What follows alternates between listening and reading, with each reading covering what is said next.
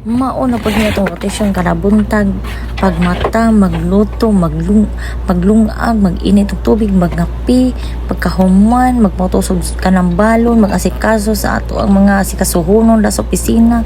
Ug hala, larga na pud paingon sa trabahoan.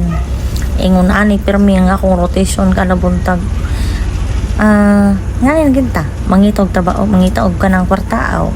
Piti, pirming piso kada hapon kisi-kisi, murag bahaw, bas lamisa. Kisi-kisi kung nailamian nga sudan. Nga, kauban ako kung mga kauban sa trabaho. Ako pa video-video lang, pero pagkaroon-oran na, kaglayon ko out. Tabang tana, oy. Bitaw, oy. Lindot yung kayo sa naning kinabuhi nga. Bahalag kuan, muna na nato, basta kay naipiso pagkahapon. Nani nga mo ang kinabuhi kada adlaw. Mangita mi piso kay paras kaugmaon niya. Kani siya nga project is ani siya sa Oak Ridge. Yan ani ang mga project na gusto gin ako mag-extension mi sa Mindanao pohon.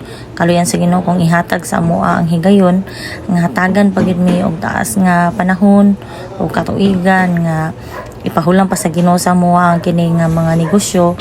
Mag-extension mi sa Mindanao para pod makaserve pod mi sa Mindanawon kung kasi ganahan magpahimo magpa-interior o kanang mga furnitures inana interior exterior mahimo man mi any kind of furnitures nya sabot-sabotan lang pod ang presyo nganana pero mo-prepare pod mi og lagyo nga lugar kay nakaabot naman gali may bisan nasa na lugar except ang Manila.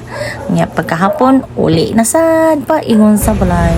Aron mo pahulay bitaw ay manihapon